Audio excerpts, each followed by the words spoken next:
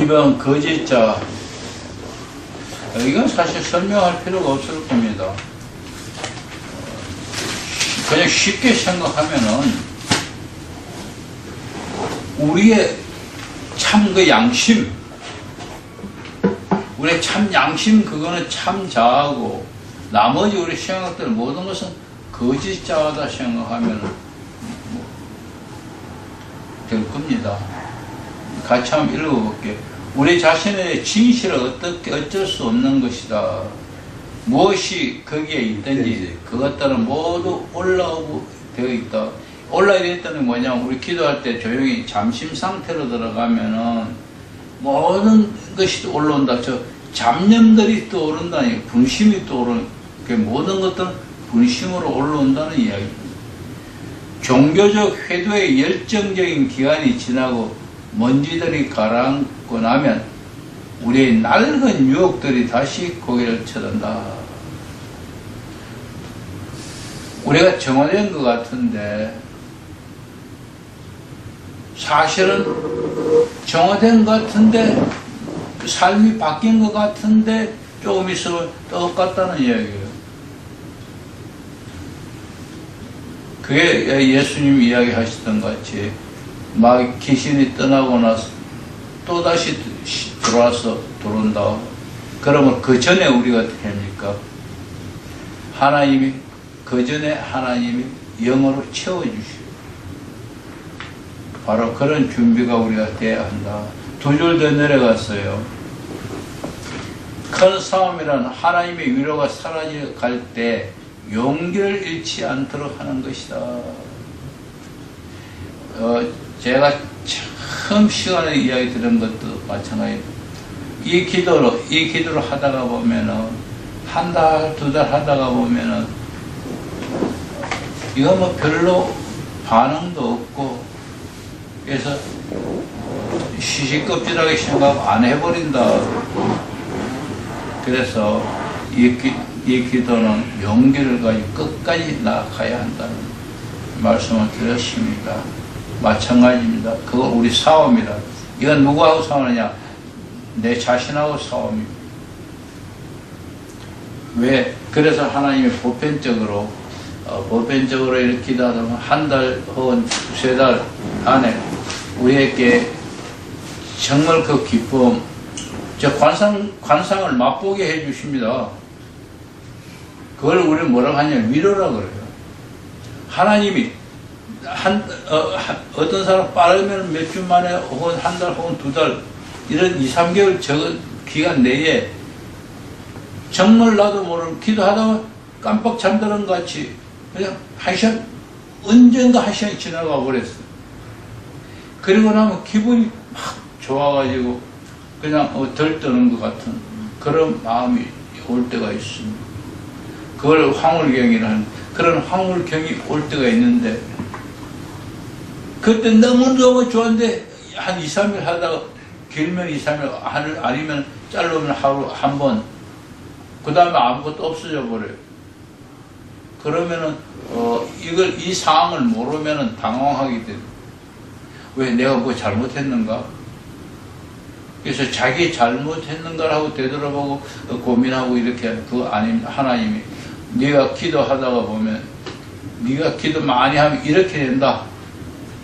이것이 기도할 때만 되는 게 아니라 너의 삶이 이렇게 변한다 하는 거 보여주기 위한 것이다. 그게 우리의 위로입니다. 그래서 그런 것을 위로라고 표현하는데요. 이런 것은 그런 게 올 때에 그것이 떠나고 나면 황당한 같이 또 우리 막 그런 상태를 뭐라고 하느냐. 사막이라는 표현도 하고, 고독이라는 표현도 하고 여러 가지 말로 표현하는데요. 그때 우리가 용기를 가져야 한다. 왜? 하나님 보여주셨잖아요. 네가 지속적인 수련하면 그렇게 된다. 해주시겠다는 하나의 약속입니다. 그래서 이 수도는 결코 배워서 하는 것이 아니다. 몸으로 해야 된다.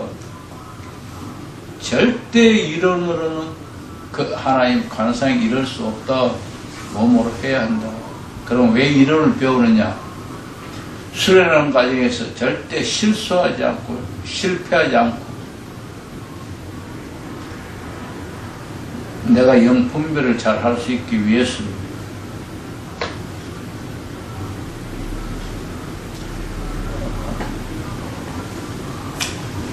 오른쪽 69쪽입니다. 위에서 여섯째 절에 보면은 영적 여정 동안에는 보통 가족 중에나 사업상으로 혹은 공동체 안에 우리가 도저히 참을 수 없는 사람이 있게 마련이다. 이 기도 시작하고 영적 훈련을 하기 시작하면은요, 주위에서 괜히 시비 걸고 방해하는 사람이 있다는 이야기 하는 겁니다.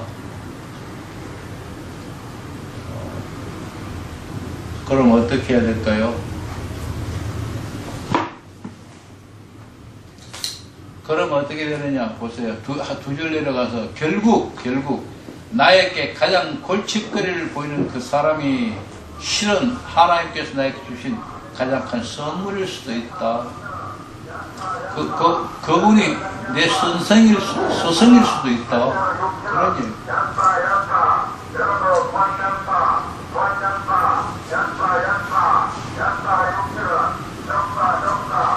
바로 이 사람은 먼 데 있는 사람 아니야. 우리 집안 식구거나 나하고 친구거나 가장 가까이 있는 사람. 내가 간상기도배우 수련하러 다닌다는, 야, 그거 뭐 이단이라던데, 그거 뭐 신비주의라던데, 그거 왜 해? 등등. 그럴 겁니다. 그거 뭐, 어떻다, 우리 교단에서 어떻게 말하는데, 등등. 그러냐. 그 귀를 기울이면 되도록 하는 겁니다. 아무것도 아닙니다. 오직 분명히 관상기도에 대해서 그분들 모르고 하는 소리일 뿐입니다. 제가 이야기하는 관상기도만 하라, 1번 기도 다 버리고 기도만 하라는 이야기 절대 하지 않습니다. 관상기도 절차가, 관상을 기도는 하나님의 음성을 듣는 데 목적이 있다. 그러면 내가 하는 그 후에 먼저 하나님의 음성을 듣고 내 생각과 비교해서 하나님께 내 기도해라. 그 두 가지 기도를 따로 해도 좋고 한꺼번에 같이 해라. 그래서 시간 여유가 있으면 평소 기도를 다 하고 차분차분, 시간이 없으니 비록 제목만이라도 이루어 가라. 그래서 기도를 온전한 기도로 만들어 가라는 이야기. 그렇게 하면은 내 생활이 바뀌어질 수 있다. 결코 내 생활이 바뀌지 않는다면은 관상이 이룰 수는 없습니다. 저 하나님이 체험하기는 어렵다. 아마 우리 생애에서 참으로 하나님을 한번 체험하면은 잊어버릴 수 없을 것입니다. 많은 사람이 일생중한 신앙생활에도 참으로 하나님 체험해본 사람은 그렇게 많지 않다. 그래서 저는 여러분이 하나님을 체험하고 그렇게 그 기쁨으로 이 땅을 살며 행복해 하실 것입니다. 하나님 체험한 사람들, 교회에서 보면 영적 은사를 잠깐 받아서 막 기뻐하는 사람들이 있습니다. 은사 받은 사람 보면 불과 2, 3개월, 길면 4, 5개월 지나면은 똑같아요. 처음에는 막 누가 보면 저 사람 예수님한테 미쳤다 이렇게 할 정도로 열심히 막 뛰어다니는데 몇 달 지나 똑같아요. 그게 바로 뭐냐, 은사를 받은 그 순간에 은사는 은혜 받았지만은 하나님은 저 관상상 저 하나님 하나가 된 상태가 아니기 때문에 지속적이지 못한 것입니다. 그래서 우리는 이 여정을, 영적 여정을 통해서, 이 과정을 통해서 서서히 변하기, 그래서 서서히 변해서 하나님이 나와 함께 하실 수 있는 그 모습으로 변해가는 것입니다. 그러면은 그걸 우리는 뭐라 하냐, 정화라 하고, 하나님이 어느 정도 정화되면은 육신적인 정화라는 표현했지만 정화가 되면은 하나님이 함께 해 주신 그게 관상입니다. 다음에 수도절 사이에 거룩한 정화의 과정을 밖으로는 얻어 터지고 안으로는 진절머리 나는 것이라고 하는 상수의 문구가 있다. 우리는 거기까지 안 갈 겁니다. 왜냐하면 옛날에 수도원의 수사들 이야기입니다. 수도원에서 수사하는 사람들은 다 대부분 다 밖에서 얻어 터진 사람들이에요. 그냥 얌전하게 신앙생활 예를 들어서 정식으로 고등학교 대학 나오고 신학교 갔다가 목사가 된 사람 이런 사람들은 다른 거 하나도 몰라 오직 하나님만 알지. 그런 사람 얻어 터진 사람이 아니고 얻어 터진 사람도 있잖아요. 그냥 졸업하고 세상 일을 살다가 이렇게 저렇게 살다가 이것도 안 되고 저것도 안 되고 내가 목회자를 부렀는가 보다 하고 가는 사람, 이게 얻어 터진 사람. 근데 수도원 가면은 수도원 안에 있는 사람도 바로 그런 사람들이 많다. 그래서 밖으로는 얻어 터졌다. 그리고 누가 뭐라 해도 그들은 여러 가지 보면은 다른 사람만큼 물질 세상적인 거 가진 것이 아무것도 없어요. 다 버렸으니까. 그러면서 뭐냐 부모들이 찾아오면은 수도원에 부모가 찾아오면 면회가 됩니다. 오면은 야 그만 다 맨날 그만두라고 나가서 우리 함께 먹고 살자고 늘 그래요. 누가 찾아와도 친구들 찾아오면 야 그만둬 우리 한잔 하러 가자 그래요. 지금 제 말이 우리 개신교 목사님들은 성로님은 그 말 이해 못해. 그래서 그 가톨릭 술 먹어요. 그러니까 야 한잔 하러 가자. 가톨릭 수도원 가고 얼마나 처음에 가서 내가 놀랐는지 몰라요. 수도원에 가서 이렇게 저 강의실 끝나고 앞에 강단 옆에 그 뭐라 그러지 베란다 넓은 데 있는데 옥상 베란다 있는데 그런데 옹기다니 같은 거 넣고 밑에 머리 쳐놓고 거기 담배꽁초 쏘록해요. 왜? 나는 착각한 거예요. 담배 안 피는 것만 해요. 목회자들이 성도가 담배 안 피는 게 있는데 가톨릭이더라고. 들어가 보니까 담배꽁초가 있어서 했는데 보니까 그 사람은 담배 피는 사람 그런 걸 느꼈어요. 목사님이 어떻게 생각할지 모르지만 우리 총신에도 가면 옥상에 담배꽁초 있어요. 장신에는 담배꽁초만 있는 게 아니라 소주병도 있어요. 우리 신학생 때, 신학교할 때, 천주교, 캐톨릭 신학교, 뭐 이렇게 라틴 같은 책사로, 여기 로스님 가보면은, 근데 다 같이 피우더라고요.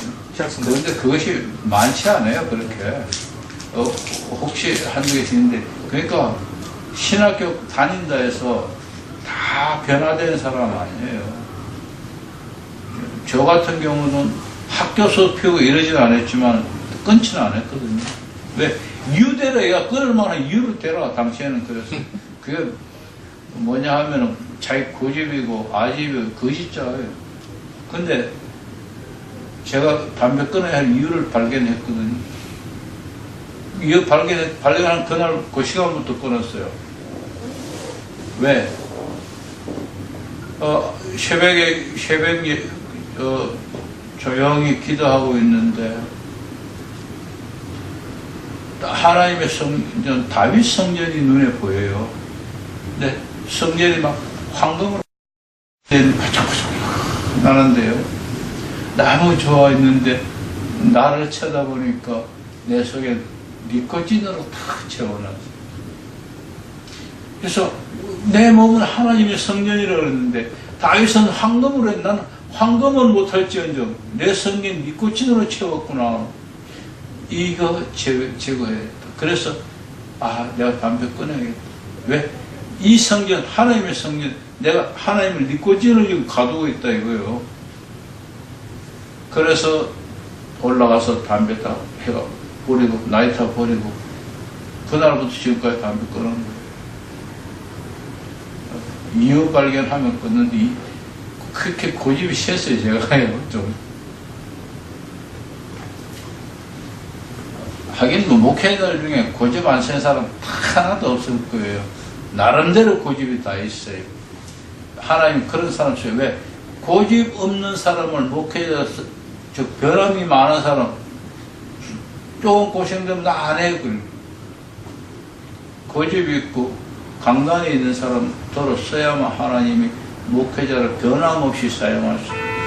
하나님이 보세요. 깡패들 들어서 목회자로 세우고 부흥강설에서 하나님 한때 우리나라 깡패들이 부흥강설에서 큰 역할을 했었어요. 결국 뭐였습니까? 자질이 안 좋아서 결과가 안 좋았어. 하나님이 들어서셨는데 개인의 자질이 안 좋아. 그래서 나쁜 일들 많았어요. 전에 저거 뭐야? 하늘산 기도 원장이죠. 이천성 목사님. 이천성 목사님 아들이 이영근인가? 그럴 거예요. 아들이 한 말이 있어요. 자기 부인 절대로 내보내 혼자 안 보낸다. 왜? 부흥강사 넘치고 지가 부흥강사 하면서 부흥강사 넘치고 나쁜 놈 아닌 놈 한 놈도 없다고 광단에서 그랬어요. 그러면서 저 성로인들 금요일 내려 절대 목사님하고 같이 타고 가지 말라고. 걸어가면 같이 목사님하고 같이 목사님 차 타고 가지 말라고 그래.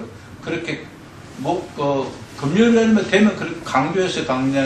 강당에 여러 번 강단했어요. 제가 거기 많이 다녔는데 이천성 목사님 돌아가시고 이영근 그 원장 하면서부터 거의 몇 번 안 갔는데 갈 때마다 그랬어요. 전부 다 나쁜 놈들. 그럼 내 마누라 절대 안 태워보낸다. 당신은 타고 가지 마라. 요 몇 킬로 안 되니까 걸어가라. 오직 하면 그랬겠어요. 바로 그런 부분이 있다고. 그래서 목사님들 자질도 많이 향상시켜요. 그런 분들요 굉장히 강단에서 전도하고 하는 거 잘 하는데 그 조금 부족한 부분 때문에 실수를 하는 거예요. 그 실수만 안 하면 얼마나 좋겠습니까? 예, 다시 돌아갑니다. 거룩한 과정을 밖으로 터지고 안으로 진절머리라는 것이라고 말한다. 뭐 상투적이라는 거예요. 근데 하나님께서 우리 안에 쌓인 나쁜 덩어리를 찾아내어 일종의 압착기 같은 것으로 우리의 심리, 방어, 체제를 뚫어 파내기 시작하시고, 예. 그게 왜 진절머리 나고 얻어 터지느냐. 바로 하나님이 그렇게 해서 우리 속에 있는 거 다 드러내려고 하는 것이다. 캐낸다고 했는데 우리 드러내려고 하는 것이다. 마침내 우리가 도저히 받아들이기 어려운 나의 숨겨지는 비밀 장소를 들춰 보이신다. 가장 드러내기 싫은 거 있습니다. 예를 들어서 여자가 정조를 이뤘다 하는, 요사이는 뭐 그런 거 보통 옛날에는 그럼 시집 못 가잖아요. 그러니까 절대로 입 밖에 안 꺼져보내야지. 결혼해서도 절대 입 밖에 안 꺼있는, 그와 같이 모든 사람에게는 절대로 숨기고 싶은 게 있습니다. 그런데 그것이 하나님에 대한 일이라면, 하나님이 그뿐만 아니라 사람에 대한 일이라도 하나님은 그것을 치유해 주고 싶다 이겁니다. 하나님이 그것을 꼭 치료해 주시기 위해서 드러낸다. 그러는데 그렇게 하다 보니까 밖으로 얻어 터지고, 내로는 어떡합니까? 진절머리 난다. 안 그러면 고백 안 하거든요. 안 그러면 못 깨닫거든요. 그래서 모든 사람은 그런 건 아닙니다. 그렇지만 대부분의 사람은 그런 게 있으니까 그렇다. 그래서 이런 것을 단편적으로 보고 모든 사람에게 그렇다는 이야기를 하면 그건 안 됩니다. 이것은 그럴 사람이 따로 있다.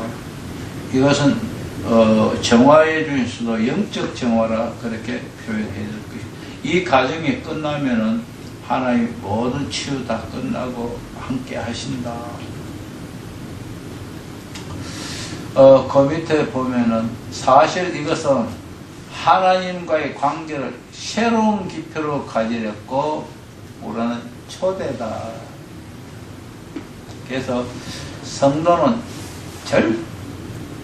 모든 기독교인은 이 과정, 즉 한 번에 이런 고통을 겪지 않고 하나님과 하나 되는 일은 거의 없다는 겁니다. 십자가 요한은 이렇게 말했습니다. 반드시 고통을 겪고 난 후에라야 하나님과 하나 될 수 있다. 무슨 말이냐? 지금 이야기한 것 같습니다. 우리의 모든 부분을 다 비밀을 다 드러내고 비밀을 했는데 사실 비밀입니다. 나가 모르는 거죠. 하나님은 안 해. 내가 모르니까 비밀이 되어버린 것이지 비밀도 아닙니다. 내가 회개해야 할 부분들입니다. 하나님 그거 다 드러내고 그래서 완전 정화시킨 후에 하나 되기가 한다. 그래서 우리가 해야 할 부분과 하나님이 하시는 부분이 있다는 것입니다. 우리가 해야 할 부분, 일반적 정화를 하는 부분은 우리가 날마다 회개하고 되돌아보고 그렇게 정화하지만은 이 부분은 같은 정화지만은 영적 정화, 조명이라고 표현합니다. 하나님이 비춰주셔야만 내가 알지 평소에 내가 모르는 것들이 있습니다. 바로 이것을 위해서 하나님은 한 번의 고통을 이렇게 말해야 된다. 그러나 이 고통이 기억하십시오. 1년이 가고 2년이 가는 건 아닙니다. 어떤 사람은 단 하루만에도 끝이고 어떤 사람은 단 몇 시간에도 끝나고 어떤 사람은 몇 날 며칠을 가기도 하고 그 기간은 다 다르다. 왜? 내가 그만큼 수련되고 그만큼 영성이 깊어지면 적시에 깨달을 수 있습니다. 그래서 하나님이 주는 것은 누구에게는 반드시 있지만 그것이 그 길이는 사람에 따라 다 다르다. 예. 고통이 있다니까 나 그 고통 두려운데 그 어떻게 하나님 주는 고통을 내가 받지? 내가 정말 어떻게 하지? 그런 고통은 아닙니다. 어떤 고통은 순간적으로 다가오는 것, 어떤 고통은 불과 몇 시간, 몇 날, 그 오랜, 우리가 견디지 못할 정도 오랜 고통은 하나님 주시지 않습니다. 만약 그러면 다 달아날 건데요. 그 점을 우리는 꼭 이해하셔야겠습니다. 목사님. 네. 지난번에 전에 관사 이루는 길, 그 3단계라고 그래갖고, 예. 그 정화의 단계, 일체. 조명, 예. 일치 이렇게 말씀하시잖아요. 예. 지금 목사님이 말씀하시는 단계에 있어서, 그러니까 이제, 뭐랄까, 이제, 이 영적 여정, 영적 그 거룩한 정화, 이것이 되기 위해서는 조명이 먼저 돼야 된다는 거야? 아니면은, 그 정화를 통해서 조명이 된다는 거야? 예. 그 말씀이 다 맞는 말인데, 처음에는, 육신적인 정화, 내가 그 회개하고 바른 삶을 살아서 정화된 삶을 살면은 어느 수준이 되면 쉽게 표현했어요. 그 그림으로 말해서 정화의 단계 어느 정도 되면은 그 다음에는 그때부터는 하나님이 먼저 보여주셔야 돼요. 그게 조명이 하나님이 조명해 주시면 하나님이 밝게 보여주시면 내가 볼 수 있는 거예요. 그래 보고 깨닫고 시행하는 거예요. 그것이 모든 사람에게 있는 건 아니지만은 사실은 우리 모든 사람에게 다 거의 대부분이 필요합니다. 어떤 사람은 악한 것이 있을 수 있고 어떤 사람은 그렇지 않고 있어요. 그래서 분류를 그렇게 했지 이것이 하나의 단계로 이론적인 분류는 했지만 실제상에는 동시에 일어날 수도 있습니다. 그래서 그러나 어디까지 동시에 일어난다는 것은 어느 정도 내가 영적 삶을 살려고 노력하는 어느 단계에 왔을 때이지 초기부터 동시에 일어나는 일은 거의 없다. 근데 그 조명이 그 목사님 말씀하시는 이제 거짓된 자아, 예. 또한 이제 참 자아, 양심의 소리잖아요. 근데 그것을 말씀하시는 거예요? 아니면은 어떤 뭐 하나님의 예, 어떤 이제 양심의 주의- 소리로 들을 수 있고 아니면 하나님의 그- 말씀하시는 그 것도 성령을 많고. 통해서 조명화되어서는 자기 속에 있는 죄성이나 아니면 자기의 그 과거의 상처라든가 이것이 이제 들춰날 경우 있잖아요. 그러니까 그래서 이제 이런저런 이야기를 모든 이야기를 제가 다 할 수는 없지만 그 포함해서 뭐냐 하면은 하나님이 이해하실 수 있는 어떤 일, 그러니까 내가 예를 들어 누구하고 이런 관계가 좀 부적절한 관계 있다 할지라도 하나님 보시기 이해하는 일, 즉 내가 하고 나도 잊어버리고 나와 상대는 그 사람도 잊어버리고 그게 아무 감정이 없다면은 더 이상 끄집어낼 필요 없죠. 근데 하나님 보시기에 나는 모르지만 하나님 보셔요. 둘 다 보셔요. 나는 잊어버렸는데 저분은 그걸 지금 생각하고 있다 이게 마음속으로 늘 그래서 마음 아파하고 그래 하고 있다 이거. 그렇다면 어떻게 하면 하나님이 나도 하나님이 아들 저도 하나님 아들 저 사람의 마음을 풀어주기 위해서 내게 보여주시는 내 기도 중에 조용히 기도하거나 침묵 중에 그러면 내가 그 사람께 내가 생각해보니까 옛날에 이런 일이 있었구나 내가 기도하다가 느꼈는데 그래서 전화도 하든지 찾아가든지 등등해서 화해하고 그러면 끝난 거예요. 그때 하나님은 딱 끝났다 하고 하나님이 인식하시고 기뻐하시면 하나 되주신다. 그건 한 예를 들은 겁니다. 저 자신의 예를 들으면 이런 일이 있습니다. 초등학교 5학년 때 일인데요. 우리도 그때도 뭐 성적인 이야기는 아니지만은 여자애들 좋아하고 그랬어요. 근데 학교에서 집으로 올라가는 모두가 학교에서 집으로 올라가는 그 거리인데 우리 집은 멀고 학교에 가까운 애 집인데 학교에서 집에 가면 여름에 그냥 그 마당이 있으니 마당에 앉아서 제기차기 하거나 뭐 이렇게 그래놓고 뭐 이렇게 놀잖아요. 거기서 놀고 하는데 그 집 딸이 이름이 남금순인데 걔가 저를 좋아했어요. 근데 되게 못생겼어요. 사모님 아세요? 네? 사모님 아세요? 되게 얘기해야 못생겼는데 되게 못생겼는데 못생겨서 내가 좋아할 리가 없죠. 그 뭐라 했냐 사귀자 그랬던 거야. 놀자고 같이 놀자고. 야이 가시나야 미아가 안 논다. 와 안 노니까 니 못생겼다 그랬어. 대놓고 못생겼다 그런 거예요.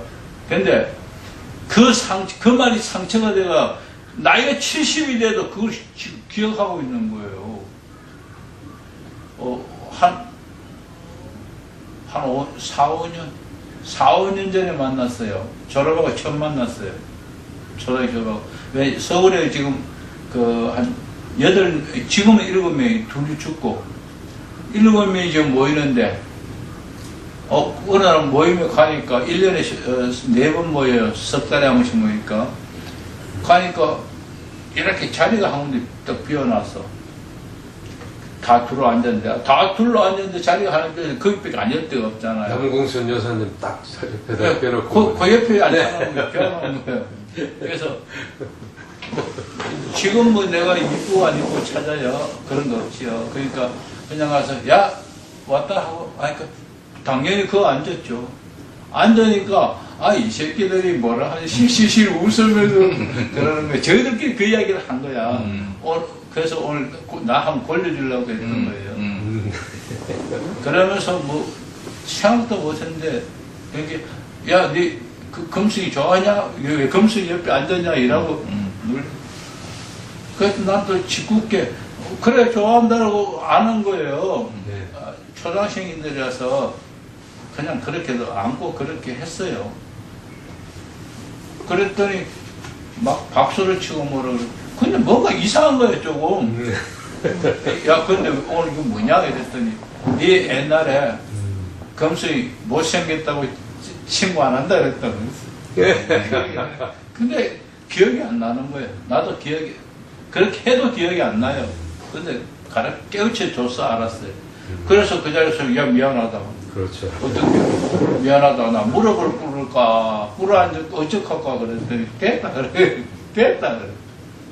그래서 야 미안하다 하고 안아주고 그래서 끝났어요. 그 후로는 그 다음에 만날 때 그런 거 없이 그냥 바로 하나님도 그런 거 아니겠는가 그런 생각을 해요. 그게 바로 뭐냐 조명의 과정입니다.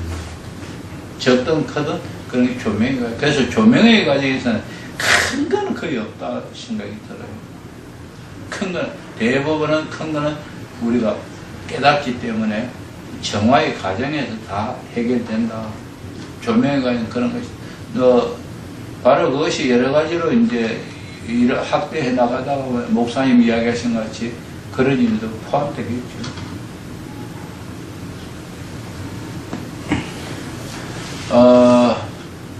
어디 갔던가.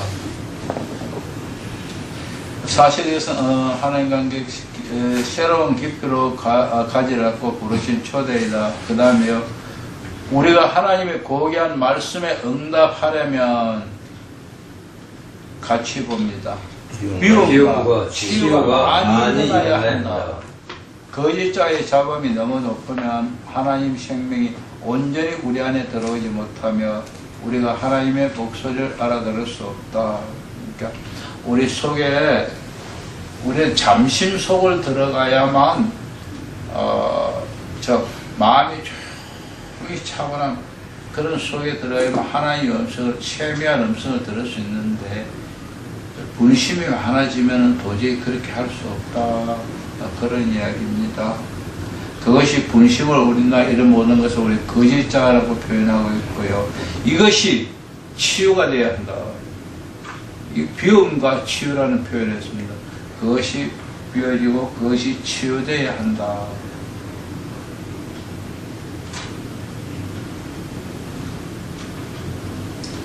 사실은 이 기도를 하다가 보면은 나도 모르는 사이에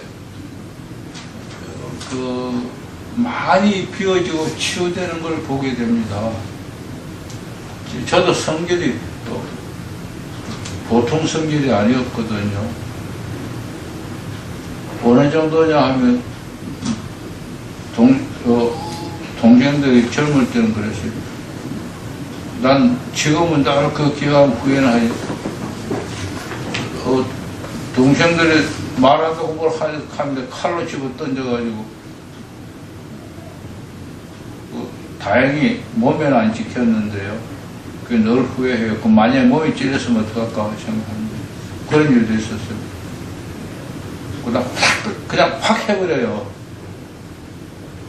근데 지금 나이가 들어서보다도 제가 산에 내려서 하고 관상기도 지금같이 관상기도 시작하고서 변한 게 아니라 산에 내려면서 딱 했는데 그때도 바로 무의식수에다가 하나님과 함께하는 관상의 시간을 오랜 동안 체험하고 그래서 굉장히 많이 변했어요. 지금 우리 집 사람이 당시 옛날에 되면 뭐 천사는 소리는 아니지만 대단하다. 뭐였냐 하면은 그 성질이 급한 대신 한 번 딱 한다 하면 하고 안 한다 하면 절대 안 하거든요. 그러니까 내가 한번 한다 하면 어떻게든지 해요. 그렇게 해왔어요. 그래서 우리 집 사람이 지금도 절대 뭐 내가 한다 하면 안 말려요. 왜? 말려봐도 소용없어요. 몰래라도 하거든요. 그랬는데 그런 성격이 결국은 제가 이 길로 굳굳하게 나아갈 수 있도록 해준 것 같아요. 그렇지 않았으면 많이 왔다 갔다 했겠죠. 교회가 부흥만 하고 크게 안수를 하는데 처음에 먹기 시작할 때 같았으면 여러 번 뒤에 얻고 뭐 그랬을 거예요. 근데 딱 느낀 생각이 주님 주신 생각이 수도원 같은 교회, 수사 같은 성도, 그러려면 단 둘도 좋고 하나도 좋은 거예요. 그래서 내가 한 사람만 잘 키워내면 본전이다. 두 사람을 키워내면 하나만큼 내가 이익을 남긴 거지. 그래서 나는 5달란트는 못 남겨도 2달란트는 남겨야겠다. 그게 생각이었던 거예요. 그래서 지금은 여기 한 사람마다 하루 종일 가게요.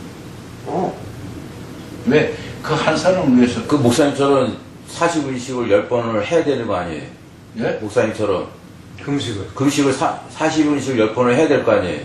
그거는 아니에요. 목사님가 그 그거는 제자를 제가 워낙 성질이 나쁘고 못됐으니까 그렇게라도 죽이려고 하신 거죠. 그거는 제 탓이에요. 그건 제 탓이에요. 그걸 본받으려고 하면 큰일 나. 절대 아니에요. 왜? 하나님이 이끌어 하거든 하세요. 저도 마찬가지입니다. 정주기적으로 하지 않습니다. 하지 않으면 안 될 수 있는 환경이 돼요. 여건이 돼요. 즉 하나님 부르심이 있어야 합니다. 그래서 그것도 하나님의 부르심이 있다고 오늘 기도하니까 하나님 금식하랬다 딱 하는 게 아니고요. 고통이 말 안 하고 지금 내가 즐겁다 하지만 즐거운 반면에 고통이 그만큼 심합니다. 그 고통 속에서 즐거운 것이지 딴 즐거움이 아니에요. 그걸 알면서 왜 매일 자주 또 하고 하려고 그래요. 아니, 하나님 벌써 금식을 이끌어가면은 막 안 하면 못 견디도록 상황이 하나하나가 다 이끌어져 가요. 예를 들어서 막 몸이 붓고 그다음에 밥도 안 먹히고 잠도 안 오고 막 여러 가지 현상이 생겨요. 그럼 하나 수 없이 내가 졌다 이래. 그게 금식기도예요. 그래서 금식기도 하는 첫날 딱 예배드리고 시작하죠. 왜? 내가 순종하겠습니다. 마치든지 안 마치든지 중간에 괴로움은 그만두겠습니다. 그리고 하는데 괴롭지 않아요. 그만둘 만큼. 그러니까 하는 거예요. 그래서 절대 저는 금식기도 장려하지 않아요. 2, 3일 정도는 할만해요. 더 이상 장려하지 않는다. 제가 어디서 배웠냐? 순복음교회 교회도 금식기도원에서 배웠어요. 뭐냐 하면은 무슨 금식기도를 40일씩 하냐고 맨날 난리였어요. 그런 사람은 2, 3일이면 되지. 그런데 제가 이런 기도를 쭉 오다가 보니까 그 말이 맞다 싶어요. 그때는 원망스러웠어요. 40일 금식기도는 위로도 주고 좀 하나 요령도 가르쳐주고 인도해주면 좋을 텐데 무슨 금식기도 40일 하냐고 책망을 하고 나보고 꼭 하는 건 아닌데 대중을 대놓고 하니까 나한테 나는 나한테 하는 것 같은 거예요. 근데 2, 3일만 하면 된다고 자꾸 그래 하나 저 의의도 없고 뭐 그래서 열흘 만에 떠나려고 떠난 거예요. 근데 이제 경력이 쌓이고 경험이 되고 나이가 많아지면서 느끼는 게 있으니까 그 말이 옳았다 하는 생각이 들어요. 일반 성도는 그게 옳고 하나님 부르면 뭐 한 달에 2달에도 해야죠. 어떡하겠습니까?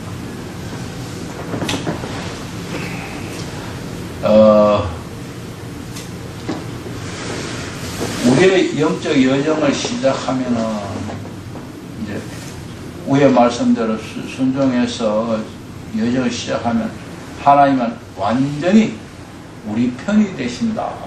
예, 그렇습니다. 내가 시작해야만 하나님이 우리 편에 되어주십니다.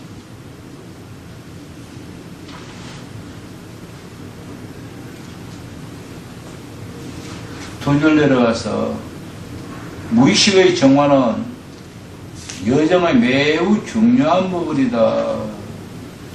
여기서 아까 같이 잠깐 더 이야기 드리면요. 이 무의식의 정화가 바로 기도 중에 정화 조명 했지 아까요. 정화 조명 일체 바로 그 조명의 과정이라 그렇게 표현하면 좋을 것 같습니다.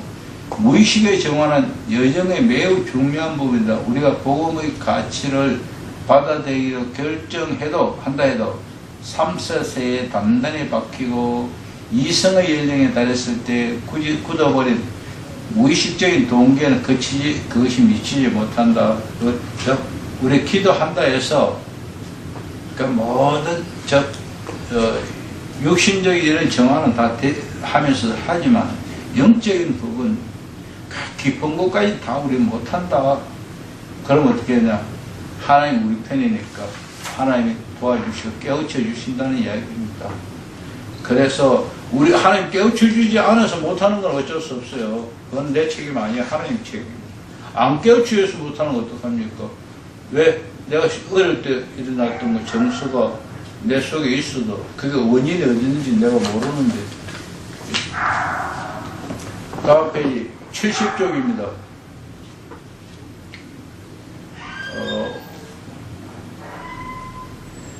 한 5줄 및 6줄 내려갔어요.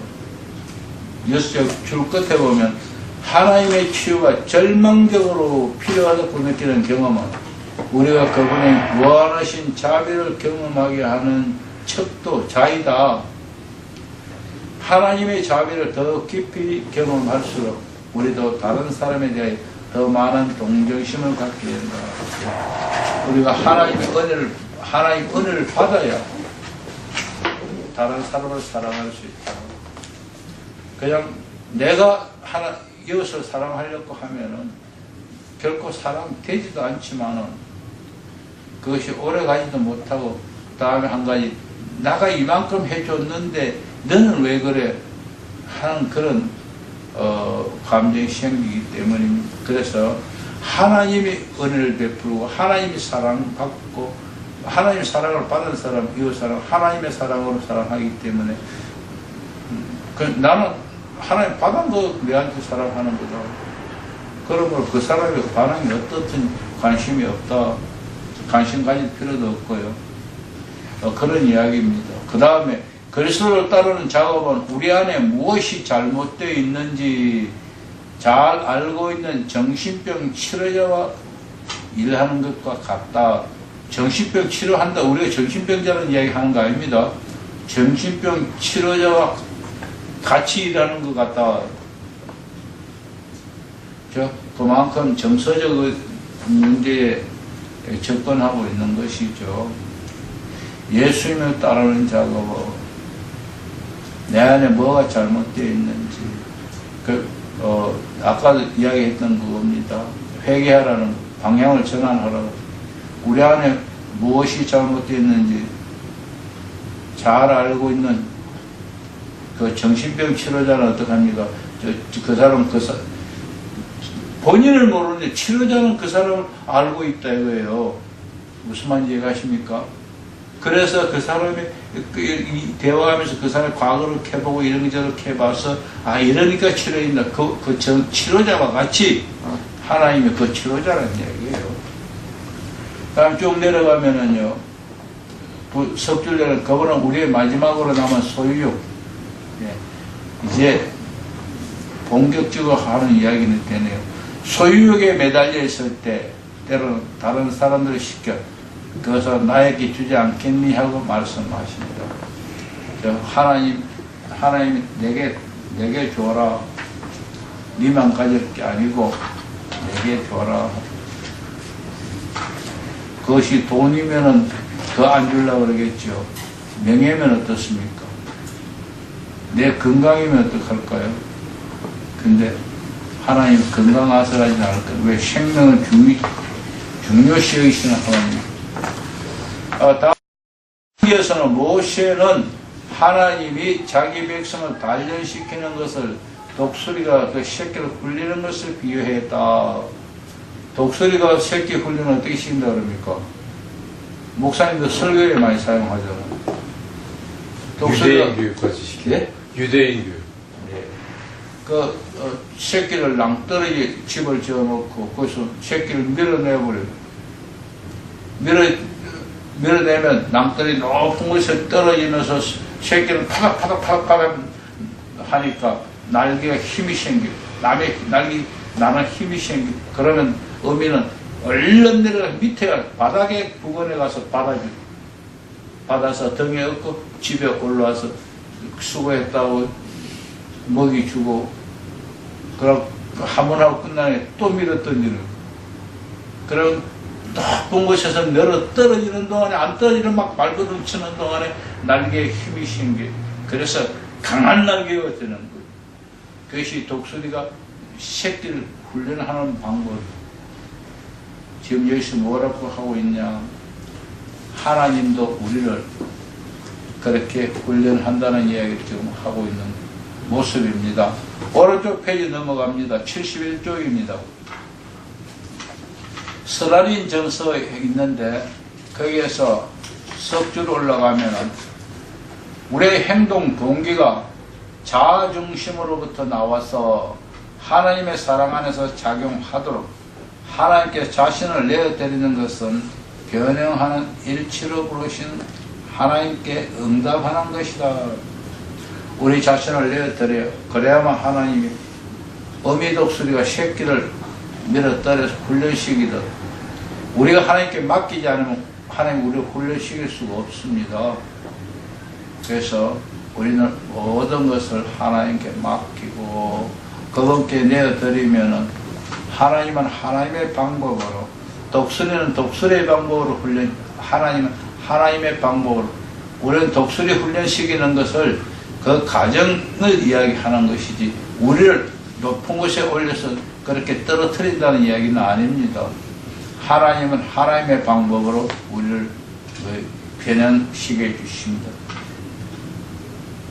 관상 상태에 이르게 하고 그 관상 상태가 거기에서 점점 더 심도 있어서 변형하는 과정으로 가게 됩니다. 사실 우리의 목표가 이겁니다. 우리의 목표가 바로 변형하는 일치입니다. 그러나 많은 사람이 여기에 이를 수는 없고 대부분이 하나님을 체험하고 그저 관상을 체험하는 정도까지 대부분이 하고 있다. 그러나 우리의 목적은 분명하게 변형할 일치에 이르는 것이 목적입니다.